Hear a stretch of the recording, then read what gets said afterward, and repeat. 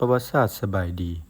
ประเทศพม่าเป็นรัฐพุทธศาสนานิกายเทรวาสที่สำคัญของอาซีตะเวนออกเฉียงใต้ซึ่งได้เริ่มต้นขึ้นในช่วงอาณาจักรภูกามในช่วงศตวรรษที่11คนพม่าแต่ก่อนแม่นชนเผ่าหนึ่งที่อพยพมาจากติเบตและได้รับอิทธิพลพุทธศาสนานิกายมหายานมาก่อนย้อนว่าในช่วงเวลาที่กำลังเคลื่อนย้ายลงมาทางใต้นั้นได้เคยตั้งถิ่นฐานอยู่บริเวณยุนนานแถบภาคใต้ของจีนมาก่อนแล้วจึงค่อยเคลื่อนย้ายลงมาอาศัยอยู่บริเวณประเทศพม่าปัจจุบันอาณาจักรภูกามแม่นอาณาจักรทำอิฐของคนพม่าที่ก่อตั้งโดยพระเจ้าอโนรธาหรือพระเจ้าอนุรุตพระองค์ได้ชิงราชสมบัติคืนจากพระเจ้าซอกะเต้ผู้เป็นพระเศรษฐาต่างมารดาหรืออ้ายต่างมารดาของพระองค์ที่ได้ยึดอำนาจจากพ่อหลังจากพระองค์ญาติชิงเอาราชสมบัติคืนจากพระเจ้าซอกะเต้ได้แล้วพระองค์ได้ถวายราชสมบัติคืนให้ผู้เป็นพ่อซึ่งในขณะนั้นยังบวชอยู่แต่พ่อของพระองค์ได้ปฏิเสธย้อนว่ามีอายุหลายแล้วพระองค์เลยได้ขึ้นครองราชย์แทนในปีคศ1044หรือพศ1587ถวายพระนามเป็นพระเจ้าอโนรธามังสส่วงพระองค์ขึ้นครองราชย์อยู่นั้นอาณาจักรภูกามแม้นมีอาณาเขตกินบริเวณแถบประเทศพม่าภาคกลางในปัจจุบันเท่านั้นเมื่อจัดการปัญหาภายในได้สำเร็จพระองค์เลยมีแนวคิดอยากจะขยายดินแดนของภูกามออกไปให้กว้างใหญ่ไพศาลมีอิทธิพลเหนือดินแดนของชนชาติอื่นถึงแม้นว่าดินแดนนั้นจะบ่แม่นของคนพม่าก็ตามจุดเปลี่ยนไม่มีพระสงฆ์มอญองค์หนึ่งนามว่าพระสินะอรหันต์ได้เดินทางมาภูกามและได้เทศนาพุทธวจนะจนเฮ็ดให้พระเจ้าอนุรธาเลื่อมใสหลายพระองค์เลยมีแนวคิดอยากจะเผยแพร่พุทธศาสนาในดินแดนอาณาจักรภูกามและลบล้างการเชื่อถืองมงวยที่คนพม่าเคยเชื่อถือมาแต่เก่าเช่นการเชื่อถือผีหรือนัดและนักบวชอญีนัดน่าจะมาจากคำว่านาทะในภาษาบาลีที่แปลว่าผู้ที่เป็นที่พึ่งที่อาศัยนัดในสังคมพม่าอาจแม่นวิญญาณศักดิ์สิทธิ์ผู้ตายโหงมีสถานะครึ่งกลางระหว่างเทพและผีส่วนนักบวชอญีแม้นผู้ประกอบพิธีกรรมต่างๆซึ่งในรัชสมัยก่อนพระเจ้าอโนรธากษัตริย์แต่ละพระองค์แม้นมีความเลื่อมใสในนักบวชอญีนี่หลายนักบวชอญีได้ให้โอวาทแก่ผู้เข้าไปหาตนเองด้วยมิสสาวาทะว่าถ้าผู้ใดเฮ็ดบาปและได้สวดปริบทที่นักบวชอญีให้แล้วจะพ้นจากบาปและถ้าจะแต่งงานแม้นต้องมอบโตแก่อาจารย์ก่อนเพราะพิธีกรรมนี้แม่นพิธีกรรมการทำลายพรหมจรรย์ซึ่งถ้าบ่เฮ็ดตามมันจะถือว่าบาปซึ่งการเชื่อถือเหล่านี้เป็นเหตุผลอันหนึ่งที่เฮ็ดให้พระเจ้าอโนรธาอยากเปลี่ยนการเชื่อถือของประชาชนชาวพม่าจากผีมาเป็นพุทธพระองค์จึงอยากได้พระไตรปิฎกมาศึกษาแต่ในเวลานั้นเมืองที่ถือครองพระไตรปิฎกฉบับสมบูรณ์นี่แม่นเมืองตะโถหรือเมืองสะเทิมของอาณาจักรมอญ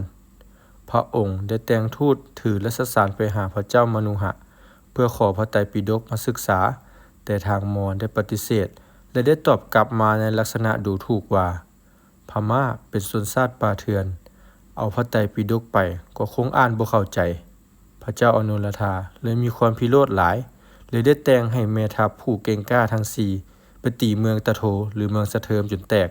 และได้ยึดเอาพระไตรปิฎกและกวดต้อนทรัพย์สินเงินคำประชาชนมอญบรรดาเสนาอามาตย์นักปราชญ์อาจารย์จนถึงเสื้อพระวงศ์มอญไปอยู่เมืองภูกามจนหมด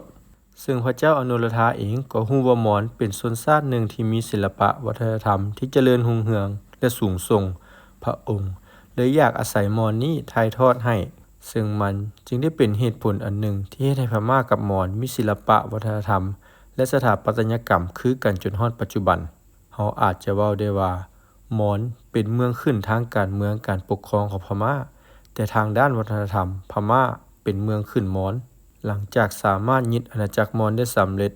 อาณาจักรภูกามก็ได้กลายเป็นอาณาจักรหนึ่งที่มีความเข้มแข็งและเป็นที่เกรงขามของอาณาจักรอ้อมข้างซึ่งอาณาจักรภูกามหอเจ้าอนุรธานี้มีความกว้างใหญ่ไพศาลว่ากันว่าทิศเหนือติดกับอาณาจักรน่านเจ้าทิศตะเวนตกติดกับรัฐยะไข่